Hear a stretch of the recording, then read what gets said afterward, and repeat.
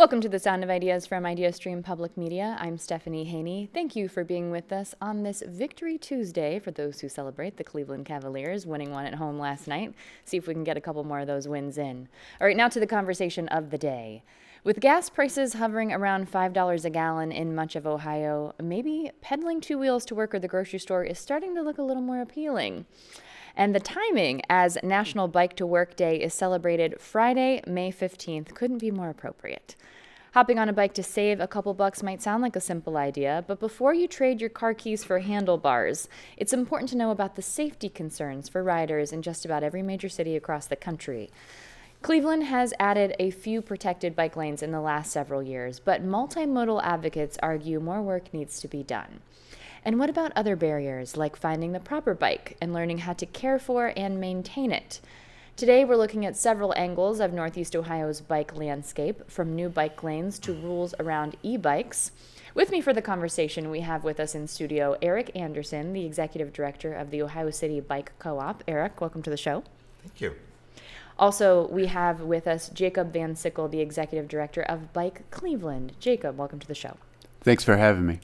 If you want to be a part of this conversation, maybe you're a cyclist or you're wanting to get into cycling more, you can send us an email at soi@ideastream.org.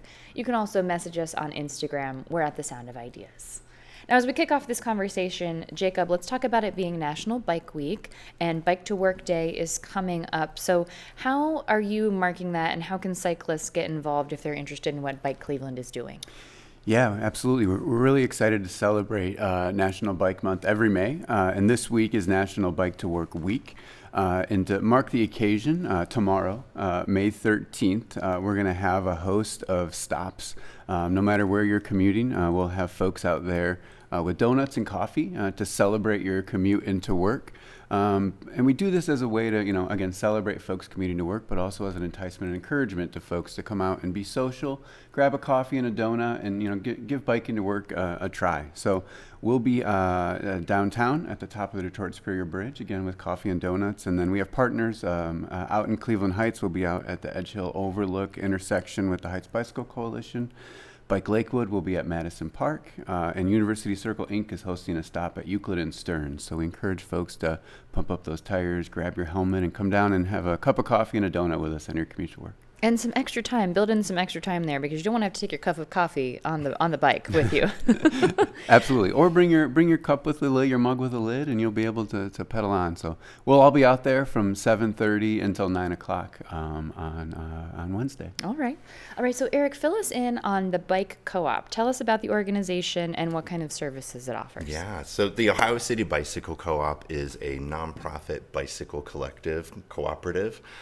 Folks can come down, they can utilize our programs and services. We have a bicycle thrift shop where you can come in and purchase refurbished bicycles that have actually been donated to our organization. They go through a very thorough refurbishment process with our staff mechanics and our volunteers' help. We also offer a Pay What You Can program where folks experiencing financial barriers or necessity cyclists having difficulty keeping their bikes maintained, we can get them connected with the transportation options and assistance that they need. And we love the volunteering aspect of what we do there. It's part of our community. Folks can come down and learn how to work on a bicycle at a little slower pace and help us do the work that we do. Okay. And so does that kind of bleed into the mission of the co-op? Tell us some more about the mission extending beyond the retail space. Yeah, we want to help people use bicycles. And, that's how we do it through, we offer education as well. We do a monthly tune-up classes. They're 4 Saturdays or 4 Thursdays, depending on which one you take. And those are very thorough tune-up classes. And it's a certification for you to come and volunteer at our space and help us continue the work. So what happens at a bike tune-up? As a casual rider myself, I know that I do need to get my bike tuned up. It hasn't been touched in 6 months or so. So what does that involve? Yeah, so it depends on the condition of your bicycle and how long it's been sitting unused. If you're riding it regularly and keeping it maintained, it shouldn't be too much of a lift. But we actually help you do the tune-up. When you come down to the co-op, we give you a work stand to work at. It's full of all the specialty tools that you would need to work on a bicycle. And there's lots of advice in the room, both staff mechanics and volunteers. We're a community of people who want to help you with your bicycle and keep you rolling. That is what I need. I need to be taught to fish. Come on down. Handing me We'll the show fish ya. does me Yeah. no good. Teach me to fish. We have an email now in from Rick. Rick writes, I really appreciate you featuring the topic of biking to work. Thank you for that, Rick. Rick says, until our retirement several years ago, my wife and I did that whenever feasible. And in 2013, we wrote the attached piece for the Record Courier. So Rick has written a piece for the Record Courier on biking. Rick says that Rick also gave a talk about a month ago on the risks and rewards of cycling for the Kent Environmental Council. So thank you for that, Rick, and for sharing what it is that you've learned with your biking over time. If you want to be a part of this conversation as we talk about biking and necessity cyclists, which is the use of bicycling not necessarily just recreationally, but as a mode of transportation, you can email us at soi@ideastream.org, and you can also send us a message on Instagram. We're at The Sound of Ideas. So let's talk a little bit about some of the things that people need to be aware of. Jacob, what are some of the challenges that necessity cyclists deal with? Yeah, the thing that we hear about the most is really about cars. It's really about safety on the roadways. According to our crash report, which our advocacy director, Jenna Thomas, pulls together every year, in 2024, there were 603 people hit while biking and walking in the city of Cleveland. And our work at Bike Cleveland is really about making it safer for people to bike and walk through infrastructure improvements and through education. So when we think about necessity cyclists, we think about people, often going to the co-op, people that are hopping on their bike for transportation to get to where they need to go. The biggest thing we like to tell them is, to ride your bike as predictable as possible. Ride your bike like you're driving a car, so that people know what to expect when you're out biking. Other than that, it's really about motorists paying attention and knowing that there are other users on the roadway, people outside of a 2,000-pound vehicle that are really just trying to get to their destination, to get to where they need to go, whether it's work or school or a medical appointment. And, in the end, that's really what we all want, is we all want to get to our destination safely. So, give them a little space. And let them get to where they got to go. When we think about how people might use necessity cycling in tandem with other modes of maybe public transportation, what does that look like here when we're thinking about how closely people live to a bus line or a bus stop or to their actual places of work? Yeah, one of the really great things when you're thinking about mobility in Cleveland is, integrating biking and public transit. All GCRTA buses are equipped with front bike racks that accommodate up to 3 bikes. And bikes are also allowed on the Rapid. So, if you're thinking about using your bike for transportation, but you live a little bit further out, think about getting to your closest bus stop, and maybe you ride the bus to Public Square and you bike the rest of your destination to your job or to your destination. Okay. When we talk about the cost of bike transportation, we've been talking about a lot here on The Sound of Ideas, the cost of transportation in general when we look at gas prices. But what kind of costs are we looking at when it comes to bike transportation, Jacob? Yeah, you're looking at, pretty accessible way to get around. You think of some of the great programs at the co-op where they offer an Earn a Bike program, and they also offer a Pay What You Can program for a used bicycle. Me and Eric were talking in the green room before this, and he highlighted, I've been, doing this work for 20 years, and he probably only has $2,000 into this. Yeah. Wow. So it can be very affordable. A very affordable way to get around. And, and you think about the cost of ownership of a car, you're spending $7,000 to $9,000 a year in your car when you're factoring in gas and insurance and maintenance costs. With your bike, you go to the co-op, you learn how to tune it up, you can spend almost nothing in a year to be able to get to your destination. Mm-hmm.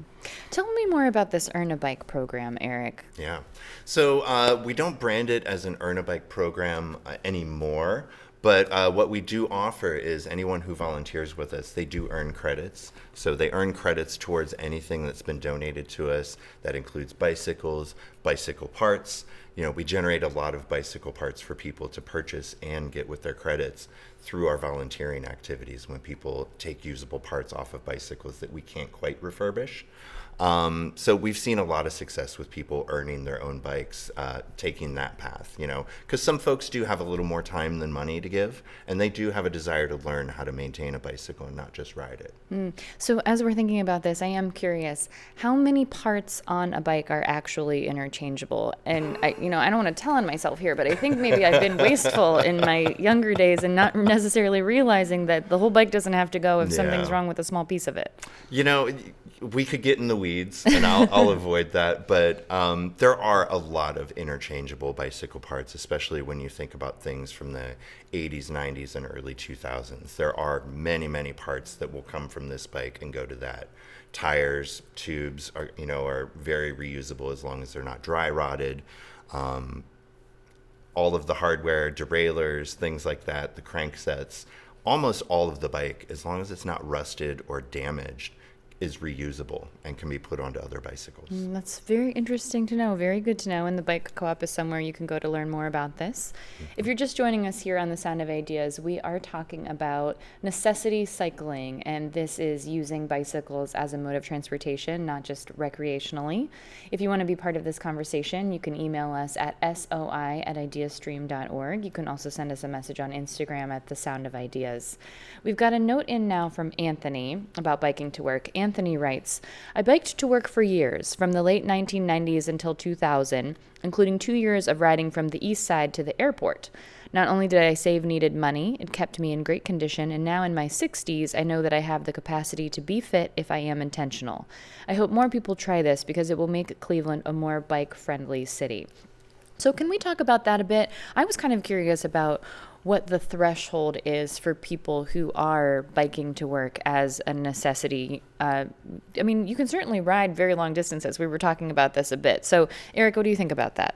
Yeah, the threshold, some folks live, 20, 25 miles from their place of work. So using multimodality and using the bike racks on public transportation for your first and last mile commutes is absolutely essential. People experience barriers with all of those things, though. Some folks can't even afford a bus pass. So we really would like to see people able to live and work, in relatively local areas, but we don't always get that. Some folks do have to commute quite far to get to whatever job that they can get. Mm-hmm. So the threshold can be high. Jacob, do you have any advice for people who are considering that and want to figure out how they can map out a route to be a part of necessity cycling? Yeah, I think, visiting our website, bikecleveland.org, we have a host of resources and info about how to get back out on a bike and how to plan your route to get to your destination. I encourage folks to visit that. And again, also visiting the co-op and getting some of their insights on, how to keep your bike working properly can be kind of key in making sure you get to your destination. Okay. We have a clip now from Henry. This is someone who frequents the Bike Co-op. Let's hear from Henry. Hello, my name is Henry Williams. One of the things I find enjoyment coming down to the Bike Co-op because at the very beginning, I've been coming down for about 15 years. One of the things the Bike Co-op has taught me how to ride a bike properly and what is a good bike and how to maintenance a bike, And it's a good thing that this Bike Co-op is down here because whenever I got spare time, I don't have to sit on the couch and eat a couple of pizzas. I can come down and work on some bikes, strip some bikes down, enjoy conversations with fellow bike members. So Henry, they were talking about, not only the knowledge he gains, but also the community at the Bike Co-op. So we touched on this a little bit, Eric. You talked about, you can learn how to tune up your own bike. What are some other pieces of knowledge people can learn at the Bike Co-op? They can learn about, what is a good bike, what goes into refurbishing a bike and making it safe and rideable. They learn about what to, steer away from. Not every bike is created equally, and some bikes may be a little less safe, a little less high quality. But we also try and connect people with things that are bike shop quality, things that are going to be safe and reliable. So we teach people how to identify, how to select a bike, how to fit a bike properly so that they don't hurt themselves while riding it. Yeah. Okay. Jacob, what are some considerations that people should keep in mind when they're trying to determine what kind of bike they should get for their purposes? Yeah, I think it's, what is your purpose? If you're using it primarily for commuting, you probably want a hybrid or a road bike. If you're looking to do more off-road or you're headed out on the towpath, you might want something a little bit with a more thicker tire, something more like a mountain bike. Mm-hmm. And then, there's new bikes out there like e-bikes. And we talked a little bit about, folks that might live a little bit further of a distance from where they need to get to. An e-bike can kind of be a great bridge to getting from, going from 10 miles to get to your destination. And with the e-bikes, explain to us how the e-bike works. If you have an e-bike, do you always have to be in electric mode? Can you also pedal it? Yeah, so there's different classes of e-bikes. A class 1 e-bike is just pedal assist, so as you start to pedal, you'll get a little bit of a boost. A class 2 is similar, but it also has a throttle, so you don't have to pedal. And both of those, the max speed is 21 miles an hour. And then there's a class 3 e-bike, which has a throttle, but also has the pedal assist, and those ones can go 28 miles per hour. And those are all classified as bicycles under the Ohio Revised Code. Don't require a license or anything of that nature. I'd like to highlight, there are other types of things out there being marketed as e-bikes, but we would classify, and the state would classify those as more like e-motos. So I would encourage anybody that's looking to purchase an e-bike, make sure you go to your local bike shop and have a conversation with the staff there to make sure you know what you're purchasing, and you're purchasing a legal bicycle for your commute. Okay.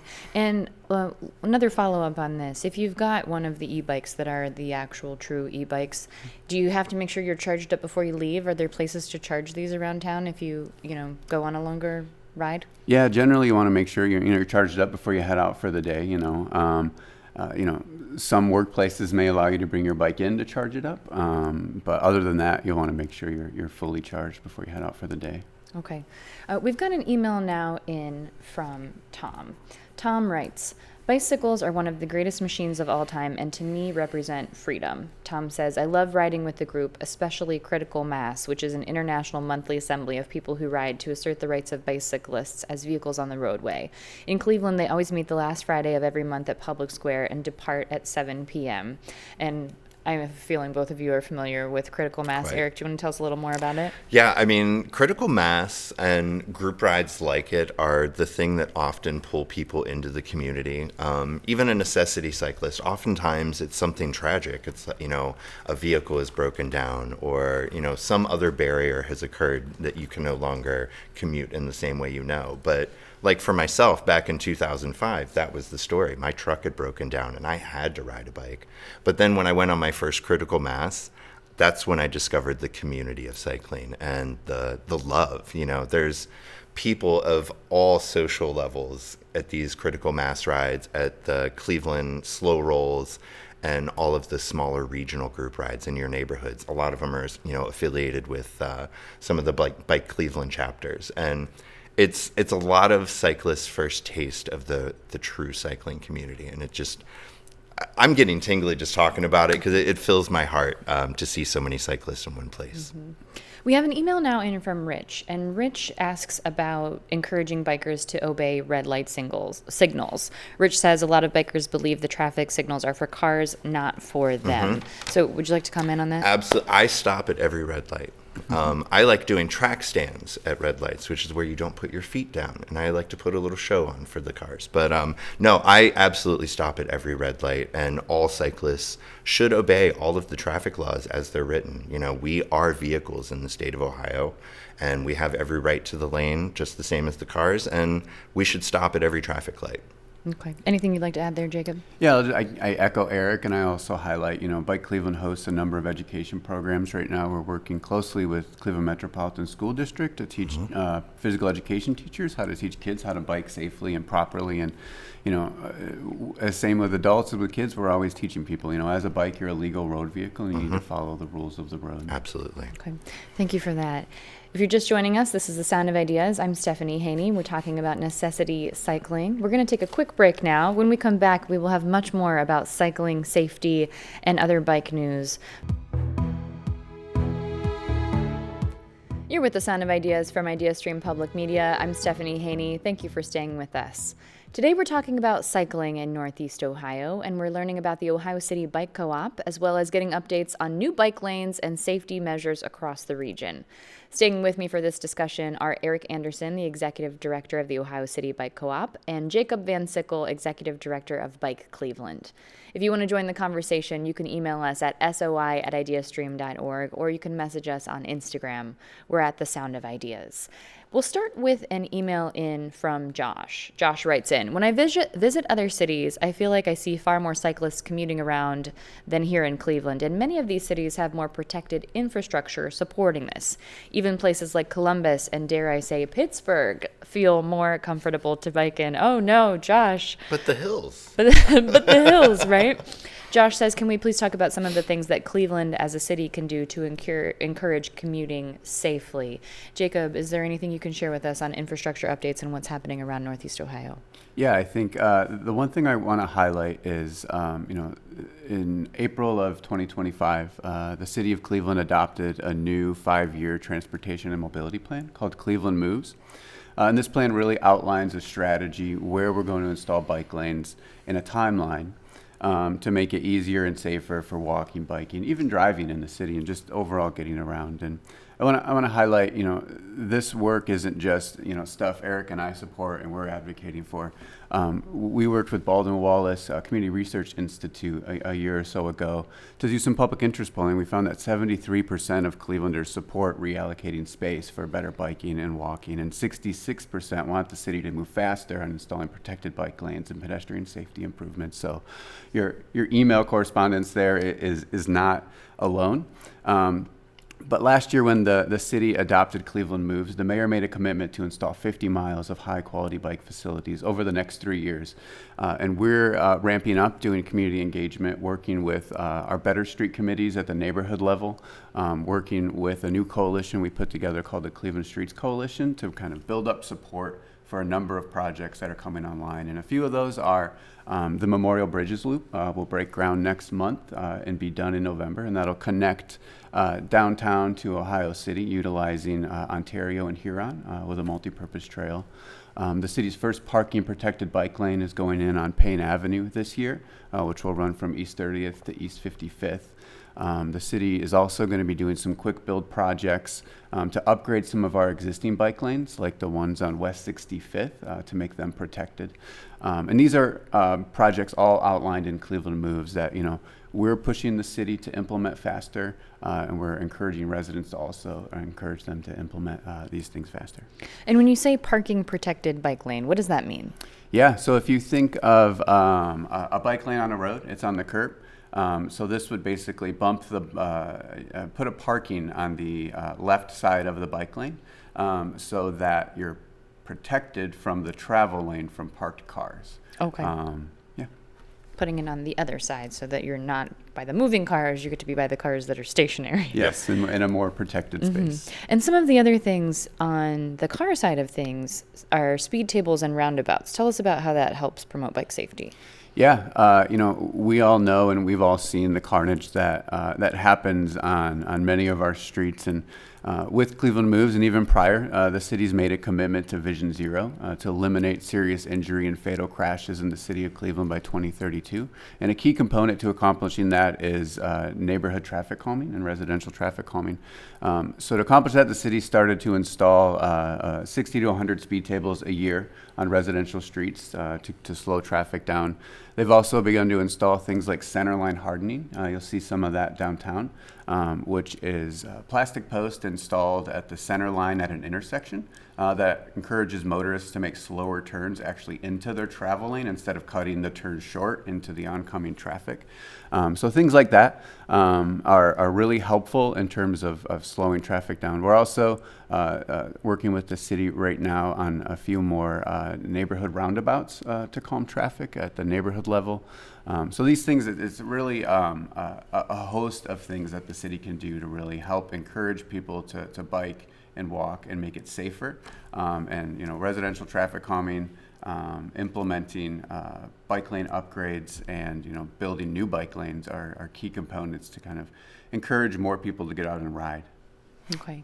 If you're just joining us here on The Sound of Ideas, we are talking about cycling and necessity cycling, and this is people who are choosing cycling as a mode of transportation, not necessarily just recreationally.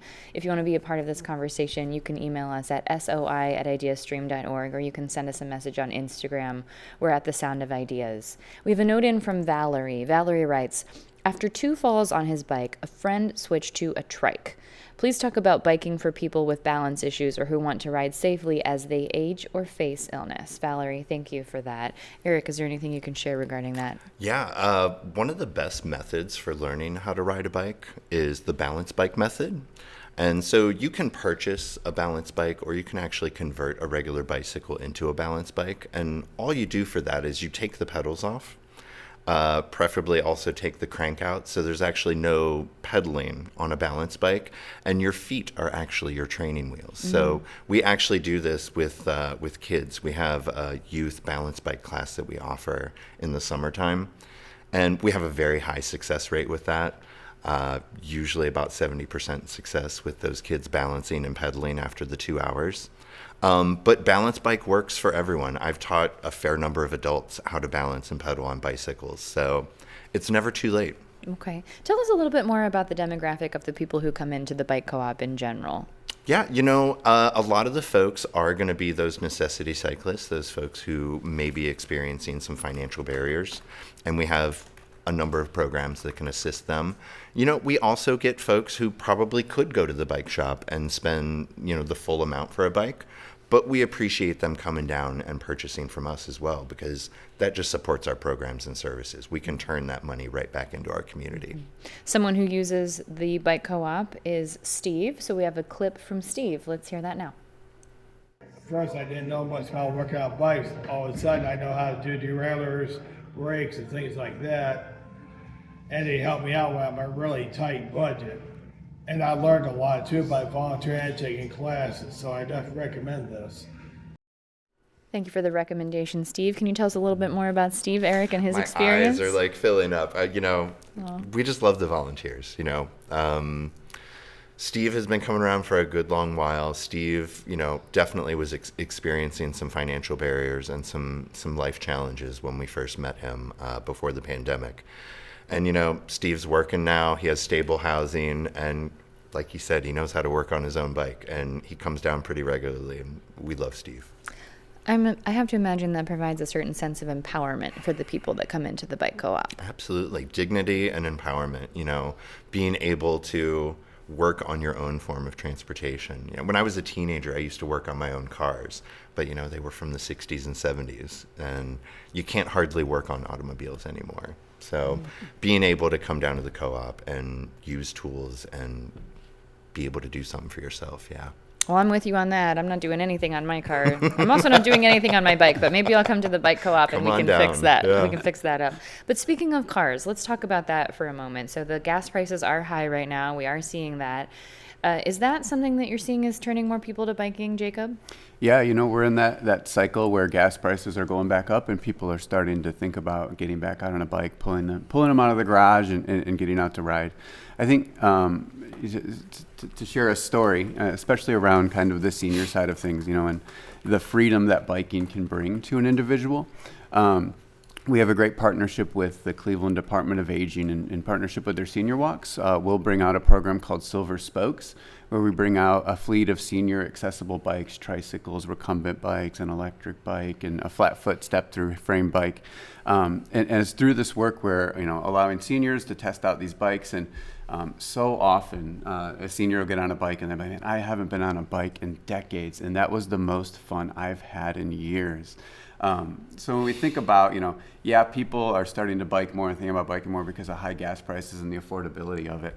I also like to think about the freedom that it brings you. You're not necessarily weighed down by where am I going to park my car today or how much am I going to have to pay to fill up my tank. It's just you hop on your bike and you just start pedaling and you just bring that freedom. And I think Eric and I both experience that a lot in the work that we do, whether it's with seniors or kids or whoever.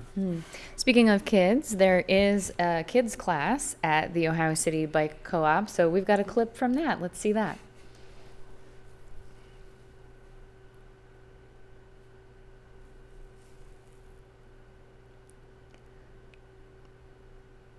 Looks like we're seeing some video of it, and that's something you described to us, Eric. Yeah. The wiggles, The getting the wiggles out. yeah.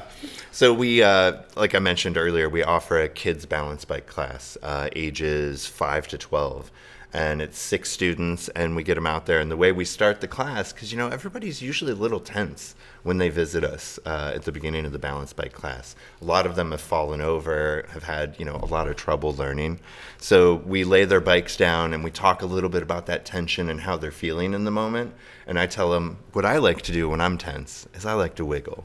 And we all just kind of shake and do a little silly dance, and it lightens the mood, and it kind of breaks that cycle for a moment. Pardon the pun, breaks that cycle of tension and stress and kind of opens the kids up for the learning process. Sure. We've talked a lot about the things that you can learn at the Bike Co-op, and I know that safety is a priority for both of your organizations. So, Eric, can you start by telling us a little bit about some of the safety programming you have for people surrounding bikes at the Co-op? Yeah, so we offer, again, we have the tune-up class, but that's not going to be for everyone, especially if you're just looking for, you know, some good safety practices. Wednesday evenings, I believe it's the first and third Wednesday of the month, we offer an ABC Quick Check class and a Fix-A-Flat class, because certainly having your tires fully inflated and not having tacks and glass in them is going to keep you very safe. The ABC Quick Check is a really quick and easy process where you can go over your bicycle at the beginning of every ride and make sure that it's going to be safe for your commute. Okay. Jacob, what do you think people should know when they're thinking about safety in terms of cycling? Yeah, I think it's making sure, one, you have a safe working bicycle. So like Eric said, you're looking over your bike before you start riding. Make sure you have your helmet. And make sure you plan your route. You know, the route that you're going to take to bike to your destination might not be the same route that you're going to take to drive. You might be able to find some lower stress, more residential streets to be able to get to where you need to go. So with a little planning ahead of time, you can be like some of those seniors at some of our programs and say, this is the most fun I've had in years. We've got an email now in from Doug. Doug says, don't forget about having a good U-shaped lock going through the frame and the wheel. Doug also says, tell them about being doored. In quote marks. I can guess what doored is, but I'll leave it to the experts here. Eric, tell us about being doored. I very nearly have been doored before. Thankfully, I've not been doored. It's when a traffic, you know, you're coming down your lane of traffic, the bike lane, or you're taking a lane, and someone doesn't look back and they throw their car door open. Jacob, you could remind me, what is the process to make sure that you don't door a cyclist? Something about leaning over your shoulder? Yeah, it's often called the Dutch reach, where instead of using your left hand to pull the handle and push your door open, use your right hand, and that forces you to look over your shoulder when you're opening your door, which you use your peripheral vision. You can see if there's a bike or a car coming so you don't get doored. Okay, that's a good tip for all of us. Use your inside hand to open your door so that you are checking and make sure you're not dooring anyone. What about the U-shaped lock, Jacob? Why is a U-shaped lock important? Yeah, so you know, bike locks are very important to make sure your bike is still outside when you're done at your destination. But a U-lock is a metal lock shaped like a U. That you can use to lock up both your frame and your wheel generally. It's a lot more secure than using like a cable lock or a chain. And we always recommend, if people have the means, to make sure they get a nice quality U-lock to park their bike. Okay. Well, we want to let people know where they can find out more about your organization. So, Jacob, where should people go to learn more? Yeah, folks can go to bikecleveland.org. And, you know, we mentioned early on in the show about Bike to Work Day, but we have a host of other activities planned throughout May and beyond that we hope to see lots of folks out at. Upcoming, the soonest, aside from Bike to Work Day on Wednesday, there's Pedal for Prizes in Old Brooklyn from 10 to 2 o'clock at Low Park. It's a bicycle scavenger hunt, very community focused.